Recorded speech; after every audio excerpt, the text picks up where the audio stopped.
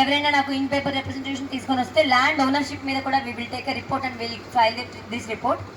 So మీరు ఇవ్వదలుచుకున్న ఏమైనా కూడా రేపు మధ్యాహ్నం లోపు ఇచ్చేస్తే మనం ఫైనల్ రిపోర్ట్ నేను దాని ప్రకారంగా రెడీ చేసుకుని మేడం వాళ్ళు కూడా రెడీ చేసుకుని దాన్ని ఫైనలైజ్ చేస్తారు. కాబట్టి ఎటువంటి అపోహలు వద్దు. ఇది షెడ్యూల్డ్ ఏరియా, అన్ని రూల్స్ ప్రకారమే జరగాలి, గ్రామసభ ఆమోదంతోనే జరగాలి. మీకు కావాల్సిన అపోహలు కానీ ఐడియాస్ కానీ ఏవైనా ఉంటే అవన్నీ కూడా కామ్ అయిన తర్వాతనే జరుగుతాయి. కాబట్టి ఎటువంటి సందేహాలు అవసరం లేదు. మీరు చెప్పినవన్నీ కూడా పైకి రాస్తాము. Thank you so much.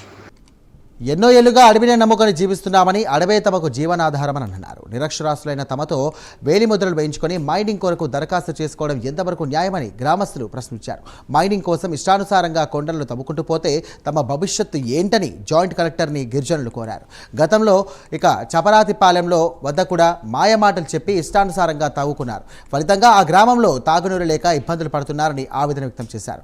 ఎట్టి పరిస్థితుల్లోనూ తవ్వకాలకు తాము ఒప్పుకోమన్నారు. నా పేరు బోనం చిన్నయ్యపడాలు, ఆదివాసీ గిరిజన సంఘం జిల్లా గౌరవ అధ్యక్షులు, అల్లూరు సీతారామరాజు జిల్లా. ఈరోజు డొక్లూరు గ్రామంలో లాటరైట్కి సంబంధించినటువంటి గ్రామసభ జరిగింది. దానికి సబ్ కలెక్టర్ గారు ముఖ్య అతిథిగా హాజరయ్యారు. 2-3 గ్రామాల నుంచి ఇక్కడ ఆ గ్రామసభ జరిగింది. అయితే మేము కోరేది ఏంటంటే, గిరిజన ప్రాంతంలో కొన్ని చట్టాలు హక్కులు ఉన్నాయి. ఈసా గ్రామసభ ఏదైతే ఆమోదం తెలుపుతుందో దానికి ట్రైబల్ అడ్వైజర్ కమిటీ సలహా పొంది గవర్నర్ రాష్ట్రపతికి మాత్రమే గిరిజన ప్రాంతంలో సర్వ హక్కులు ఉన్నాయి. కానీ ఏ రకమైనటువంటి హక్కు సబ్ కలెక్టర్ హాజరయ్యి గ్రామసభ నిర్వహించినా కూడా హక్కు లేదు. అలాగే కాలుష్యం నియంత్రణ మండలి ఈరోజు ఇక్కడ వచ్చింది. ఆ నియంత్రణ మండలికి సంబంధించి కూడా మేము అడుగుతా ఉన్నాం. ఇక్కడ సంబంధించి నీటిని కింద నుండి తీసుకొస్తాం, అలాగే ఇక్కడ బ్లాస్టింగ్ చెయ్యం, అలాగే మట్టిని తవ్వుతాం. ఆ మట్టిని కూడా దుమ్ము ఎగరకుండా చేస్తాం. ఏ రకంగా చేస్తారు? నీరుని ఎక్కడ నుండి తీసుకొస్తారు? అందుకోసం ఈ రకమైన అనేక రకమైన అపోహలు ఉన్నాయి. గిరిజన ప్రాంతంలో ఇప్పుడే చాలా రకమైనటువంటి లాటరైట్ కోరీలు ఉన్నాయి, తవ్వుతున్నారు.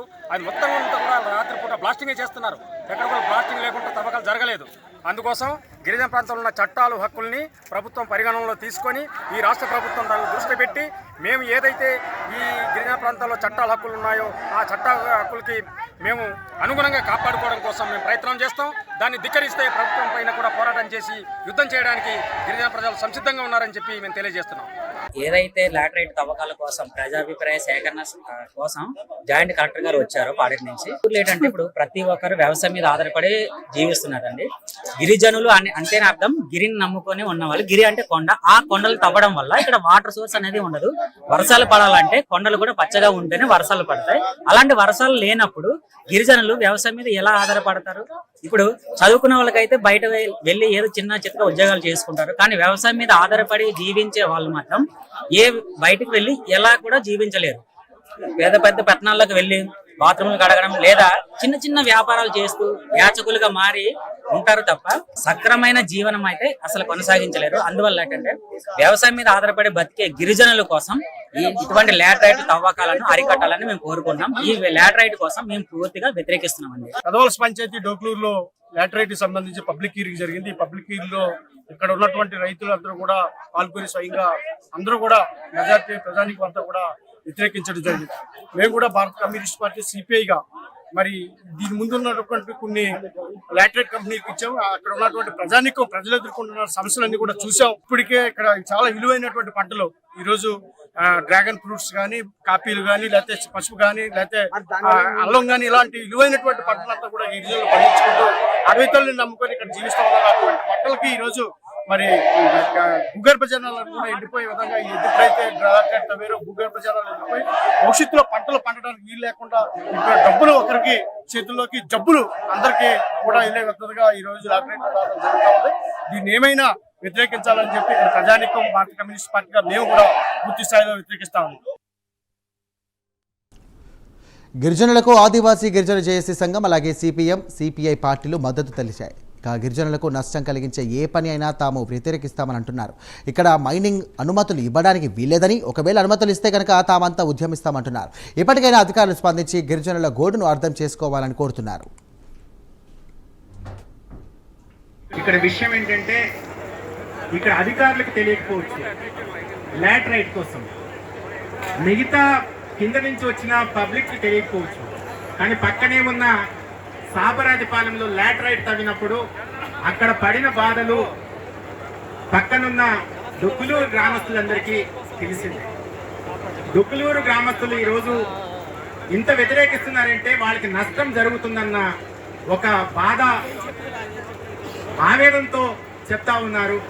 ధర్మప్రభువులు మీరే, ఈ కార్యక్రమానికి మీరే జడ్జి కాబట్టి ఇక్కడ అమాయక ఆదివాసీలు నిజంగా చెప్పాలంటే ఒకవైపు వద్దంటున్నారు, ఇంకోవైపు కావాలంటున్నారు. ఎందుకు కావాలంటున్నారో ఎందుకు వద్దంటున్నారో మీకు తెలిసిందే. కాబట్టి ఇక్కడ నుండి ప్రభుత్వానికి మీరు రిప్రజెంటేషన్ ఇవ్వవలసిన బాధ్యత మీ పైన ఉంది. కాబట్టి దయచేసి ఈ గ్రామస్తులు ఏమి కోరుకుంటున్నారో మీకు ఇంతవరకు అర్థమైంది. విషయం ఏంటంటే వాస్తవానికి రాజేంద్ర ప్రసాద్ అనే వ్యక్తి ఈ ప్రాంతానికి సంబంధించిన వ్యక్తి కాదు. పాడేరు నుంచి వచ్చి ఈ ప్రాంతంలో రాజేంద్ర ప్రసాద్ గారు చేస్తా ఉన్నారు. అలాగే డొకులూరులో ఈరోజు లాటరైట్ తవ్వితే డొకులూరు గ్రామానికి, రంపుల గ్రామానికి నష్టం జరుగుతుందని ఇందాక ఒక సోదరుడు చెప్పాడు. సాబరాదిపాలెనికి నష్టం జరగదని చెప్తున్నాడు. అంటే 2 కిలోమీటర్ దూరం ఉంటుందని చెప్పేసి దాన్ని బట్టి తమరు ఏమి ఆలోచిస్తున్నారో ఒకసారి ఆలోచించండి మేడం గారు. ఎందుకంటే 2 కిలోమీటర్ల దూరం ఉంటుంది. అలాగే ఇక్కడ ఉన్న కొంతమంది ఎవరు పర్యావరణవేత్తలు అని చెప్పేసి బయట నుంచి వచ్చి చెప్పారు. పర్యావరణం అన్నది రక్షించాలి కానీ భక్షించడానికి కాదని చెప్పేసి మరొకసారి ఆ పర్యావరణవేత్తలు కూడా చెప్తా ఉన్నాను. అంతేకాని మీరు ఇక్కడ పర్యావరణం, ఇక్కడ చట్టాలు, హక్కులు ఇవన్నీ ఉన్నాయి కాబట్టి వీటిని పరిరక్షించవలసిన బాధ్యత విద్యావంతులుగా మనందరి పైన ఉన్నది. అలాగే మా అందరికన్నా తమరు ధర్మప్రభువులు కాబట్టి మీ అందరికీ ప్రజల తరపు నుండి, ఆదివాసీ ప్రజానికం నుండి మీకు చేతులెత్తి దండం పెడుతున్నాను మేడం గారు. దయచేసి ఈ కార్యక్రమాన్ని మీరు ప్రభుత్వం దృష్టికి సౌహృదయంతో తీసుకెళ్లవలసిందిగా కోరుతా సెలవు తీసుకుంటున్నాను మేడం. నా పేరు మొట్టడం రాజబాబు, భారత ఆదివాసీ పార్టీ రాష్ట్ర అధ్యక్షుడిని. మేడం గారు, ఇక్కడ ఈ ల్యాండ్కి హౌసెస్ కి ఒక 1 కిలోమీటర్ ఉంటుంది మేడం. అలాగే ఇప్పుడు ల్యాండ్ ఉన్నారన్నారు కదా, ఏవూరు పంది వీధి, అలాగే సాపటిపాలెం, ఆ ల్యాండ్ ఇంచుమించు 2 కిలోమీటర్స్ దూరంలో ఉంటుంది మేడం. కాకపోతే సఫర్ అనేది మాట ఎవరు అంటే రంపుల గ్రామస్తులు, అలాగే డొక్కులూరు గ్రామస్తులు సఫర్ అవుతారు మేడం పూర్తిగా. దానివల్ల ఇప్పుడు డొక్కులూరు అలాగే పంది వీధి అన్నారు. పంది వీధి కానీ సాపటిపాలెంకి విశ్వాసం 2 కిలోమీటర్స్ ఉన్నది మేడం. దానివల్ల నష్టపోయేది వాళ్ళు తక్కువ. కాకపోతే నష్టపోయేది ఒకటి డొక్కులూరు, రంపుల గ్రామస్తులు నష్టపోతారు మేడం. అలాగే నాది సాపటిపాలెం జంట కేశవధర మేడం నా పేరు. అలాగే మా గతంలోని మా సాపటిపల్లి గ్రామంలోని ఇలాగే మాటలు చెప్పి కొంతమంది లబ్ధి పొంది ఏం చేశారంటే ఈ విధంగా కోరిని తవ్వడం జరిగింది మేడం. 2004లోనే ఇప్పుడు స్టార్ట్ చేయడం జరిగింది మేడం. ఎట్టి పరిస్థితుల్లో మేము ఒకటి ఇదివరకు మీ ఉన్న నష్టపోయేది ఏంటంటే మా సాపటిపాలెం గ్రామంలోని ఈ విధంగానే ఇలాగ చెప్పారు, మీరు రోడ్లు వేస్తాము, మీకు ఉపాధి కల్పిస్తాము, ఈ విధంగా చేస్తారు మేడం. చెప్పిన ఏమైందంటే అక్కడ ఉన్న వాటర్ సోర్సెస్ చాలా పడిపోయింది మేడం. ఇదివరకు చెప్పినట్టున్నారు, ఇప్పుడు మన పర్యావరణ శాఖ వాళ్ళు చెప్పినట్టున్నారు. ఏమన్నారంటే ఇంత దెర్తులో తవ్వుతాము, ఇంతవరకు 5 ఫీట్ తవ్వుతాము అన్నారు. అదేమైంది మేడం, మీరు సొంతంగా చూడండి మేడం. సాపటిపల్లి గ్రామం మా గ్రామం ఇచ్చేసి ఇంచుమించుకి దెర్తు 30 అడుగులు లోనకి వెళ్ళిపోయింది మేడం. దెర్తు ఒకటి 5 అడుగులలో తవ్వుతామన్నారు, కానీ 35 లోనకి వెళ్ళిపోయింది. అంటే ఎంతవరకు వెళ్ళింది మేడం? అది కొండ మొత్తానికి సాయిల్ అయిపోయింది మేడం. దానివల్ల ఇప్పుడుకి మాకు పర్యావరణంలో చాలా ఉన్నది, నీరు కూడా అందుకని చాలా ఇబ్బంది పడ్డాం. ఇప్పుడు గత 5 సంవత్సరాల పాటు నుండి ఆపటం వలన కొంచెం వాటర్ సోర్స్ అనేది కొద్దిగా ఉన్నది మేడం. లేదు అంటే ఆపకపోతే మాకు వాటర్ సోర్సే ఉండదు మేడం. కాబట్టి మీరు ఏం చేస్తున్నారు, అధికారులు ఉంటారు మేడం. మీ 5 ఇయర్స్ కానీ 10 ఇయర్స్ కానీ 2 ఇయర్స్ ఉంటారు మేడం. తర్వాత మీరు మీ మాస్టర్ చేంజ్ అయిపోతారు. కానీ నెక్స్ట్ కానీ ఎవరైతే దాన్ని బెండ్ అవుతారో ఆ అధికారులను పట్టుకొని ఈ విధంగా యూనివర్సిటీ తీసుకోవడం, లైసెన్స్ తీసుకోవడం చేసి ఇలాగే ప్రజలకి నష్టపడి చేసేది తప్ప కానీ మాలాంటి చదువుకున్న విద్యార్థులు కానీ రైతులు కానీ ఎటువంటి ఉపయోగం లేదని ఇటువంటి కోరడం వలన ప్రజలకి నష్టమే తప్ప లాభం ఎటువంటి లేదని ముఖ్యంగా ఉద్దేశం చెప్తాను మేడం. ముఖ్యంగా ఒక 3 మాటలు నేను మాట్లాడి ముగిస్తాను. అయితే ప్రజల తరఫున డొక్కులూరు గ్రామానికి సంబంధించి అందరూ కూడా 100కి 95% దీనికి వ్యతిరేకంగా మాట్లాడేది మేడం. అది నోట్ దిస్ పాయింట్, అది ఖచ్చితంగా మీరు అర్థం చేసుకోవాలని చెప్పేసి పాయింట్ని రేజ్ చేస్తున్నాం. అయితే ఇక్కడ ఒకటే అడుగుతా ఉన్నాం మేడం, ఈరోజు ఆదివాసీ బిడ్డలుగా మేము ఈరోజు డాక్టర్లు చదువుకొని, ఎంఏ బీఈడి చదువుకుని, ఎంఏలు చదువుకొని, పీజీలు చదువుకొని ఈరోజు రోడ్డు మీద తిరుగుతూ ఉన్నాం మేడం. అదొకటి ఖచ్చితంగా గమనించాలి. నిజంగా ఇందాక ఎన్జిఓస్ నుంచి ఒక మాట్లాడుతూ గిరిజన ప్రాంతంలో ఉన్నటువంటి వనరులన్నీ కూడా విశాఖపట్నం కార్పొరేట్ ప్రాంతానికి తీసుకెళ్ళి అక్కడ డెవలప్ చేస్తున్నారే తప్ప ఏజెన్సీ ప్రాంతంలో ఎక్కడ డెవలప్ కనిపిస్తుందంటే లేదు, ఉద్యోగం లేదు. నిజంగా బాత్రూమ్ కడుక్కోవడానికి కూడా మాకు ఇవ్వలేని పరిస్థితిలో ఈరోజు మేము ఇది చేస్తాం అది చేస్తామని మాయ మాటలు చెప్పడం అనేది అది కరెక్ట్ కాదు. దయచేసి మీరు అర్థం చేసుకొని దీన్ని కూడా మీరు పై దృష్టికి పంపించాలని చెప్పేసి మనం చేస్తా ఉన్నాం. అయితే ఇంకొకటి పర్యావరణంకు సంబంధించి ముఖ్యంగా చెట్లు, ఆ చెట్లు అనేది లేకపోతే ఈరోజు భూగర్భ జలం అనేది ఇంకిపోవడం అది సభాముఖంగా తెలియజేస్తాం. ఖచ్చితంగా అది ఎండిపోద్ది. ఎందుకంటే ఈరోజు మనిషికి ప్రాధాన్యత మొట్టమొదటిగా ఏంటంటే నీరు ఉంటేనే మనిషి బ్రతకడానికి అన్ని విధాలుగా సోర్స్ అనేది ఉపయోగపడుతుంది. కాబట్టి దాన్ని ఖచ్చితంగా మీ దృష్టిలో పెడుతున్నాం మేడం. నీరు తెస్తామంటున్నారు, కరెక్టే. మీరు ఎక్కడి నుంచి తెచ్చిస్తారు? మా డొక్కులూరు ప్రాంతానికి కానీ, మా చాపరతి ప్రాంతానికి కానీ, రంపుల ప్రాంతానికి కానీ మీరు నీరు అనేది ఎక్కడి నుంచి తెచ్చిస్తారు అని సమాధానం చెప్పాలి మా ప్రజలకి.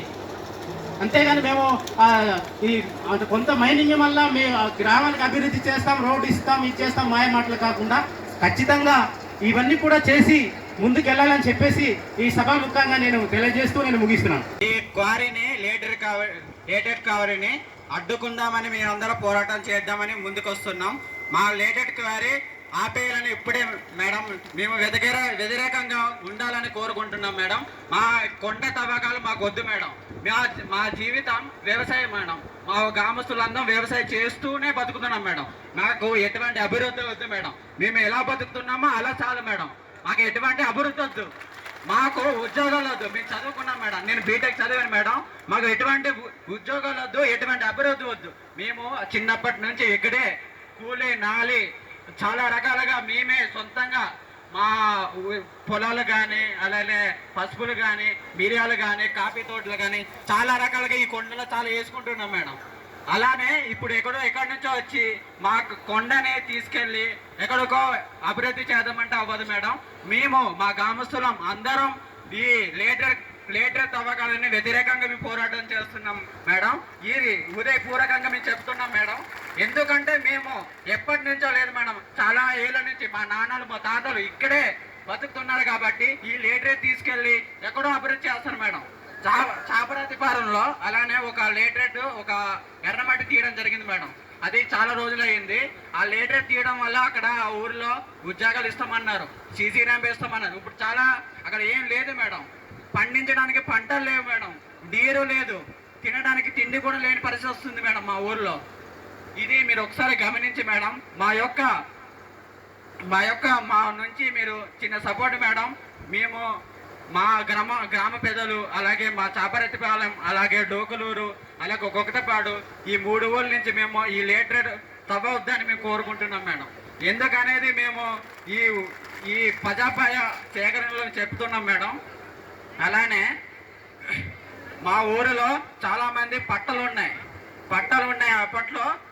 అప్పట్లో లీజుకి ఇస్తున్నామనే పూర్వకంగా ఇచ్చారు, కానీ ఇక్కడ ఏదో లేటర్ తీసుకెళ్తాం ఎక్కడో అభివృద్ధి చేస్తాం ఆ పరంగా అయితే మేము ఇవ్వలేదు. ఈరోజు ప్రజాభిప్రాయ సేకరణ ఈ డొక్కులూరు గ్రామంలో జరిగింది.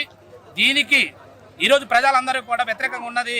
ఎందుకని అంటే ఈరోజు ఎటువంటి ప్రజల ఆమోదం లేకుండా ఈరోజు గ్రామ తీర్మానం లేకుండా ఈరోజు జరుపుకోవడం అనేది కరెక్ట్ కాదు.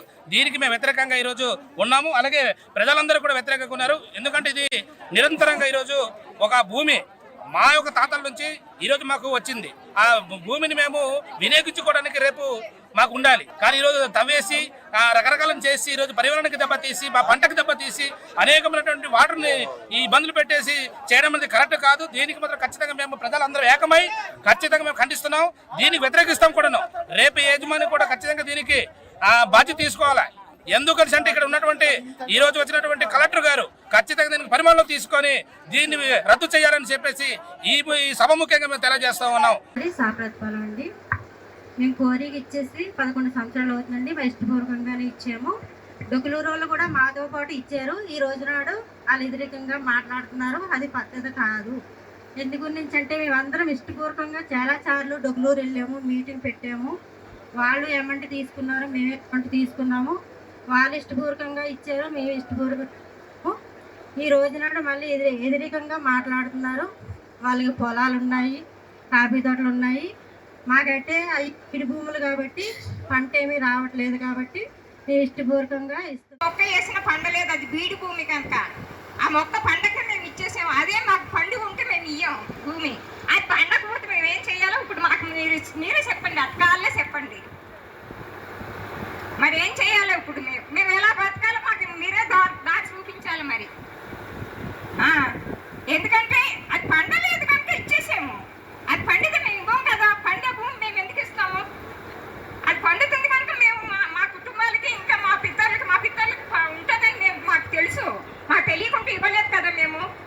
అందుకే ఇది ఎంతో ఈ సభకి నమస్కారం చెప్తూ ఇది మాకు న్యాయం చేయాలని మీకు మీ అందరికీ నమస్కారం చేసుకుంటున్నాను. మేము పుట్టి పూర్వంగా ఉన్నాం, మా పిల్లలు పెద్దలు ఉన్నారు. మా పిల్లలు ఏమైపోయారు, మా తల్లులు ఏమైపోయారు, మా పిల్లలు ఏమైపోయారు సార్. ఇప్పుడు కోర్త పెడతాము, ఒక ముఖమోడ వేసుకుంటారు. ముఖమోడ వేసుకుంటే అది అవగాదు అచ్చి. ఇప్పుడు గడువు పెట్టేవాడు ఒక పెట్టుబడి ఇచ్చారు సార్. ముఖపని మంచితే ఇప్పుడు మాకు ఆ కోత మా పిల్లలు ఎలా బతుకుతారు, మా మనమలు ఎలా బతుకుతారు. మేము వయసు సార్ నాది అప్పుడే మేము చేసి మొత్తం మా పెద్దల పిల్లలకి ఎప్పుడు అప్పుడు ఎలాగో చేసుకొని మోసుకొని చేసినారు సార్. ఇప్పుడు అంతా తెలిసేట వచ్చేసారు. ఇప్పుడు ఈ పిల్లలకి ఉపయోగించే బాధ్యత చేశారు. మీరు కోర్టు వేసినారు, మాకేమి ఉపయోగించారు సార్. మాకు అదే మా పిల్లలు ఒక అభివృద్ధి చేసుకొని మొక్క మోడు వేసుకొని అది ముందుకు వెళ్తే అది కానీ కోర్టు వేసి మరి కోరే దేనికి పనిచేసేసారు? మా ప్రజలకి చంపడంగా పెంచడంగా సార్. మీ గవర్నమెంట్ నిర్ణయించారు. అది మన పద్ధతి. ముందుగా లీజుగా తీసుకున్నారు సార్. ఈ రోజు కోరి కానీ మా అందరి మీద కోరి తవ్వడానికి ఇలాగా చేశారు సార్. దానికి మాకు ఏం తెలియని బిడ్డలకి సంతకాలు ఏను ముద్రలు వేసుకొని ఈరోజు చేశారు. దీనికి ప్రజాపాయములు అందరికీ తెలియజేస్తున్నాము. సత్యనారాయణ డొక్లూరు గ్రామం నుండి మాట్లాడుతున్నాండి. ఎందుకంటే మా ముత్తానాలు మా నాన్నల నుండి ఆ కొండని పండించుకుంటూ అక్కడ ఆదాయాన్ని పెంచుకుంటూ ఇల్లులు కట్టుకున్నాం. అలాగే మా బతుకులు కూడా మా చదువులకు కూడా ఆ కొండ నుండే పండించి మా చదువుల్ని ముందుకెళ్ళామని సార్. అలాంటి కొండని తవ్వుతానంటే మేము అనుమతి ఇవ్వట్లేదు సార్. ఎందుకంటే మా నాన్నలు కూడా ఆ కొండ నుండే పండించి మాకు పెంచుకొని ఇంతవరకు వచ్చారు సార్. ఎందుకంటే ఆ కొండ మా తల్లి లాంటిది సార్. తల్లిని బిడ్డని వేరు చేస్తే పిల్ల బతుకుతుందా సార్? అలాంటిదే మేము సార్.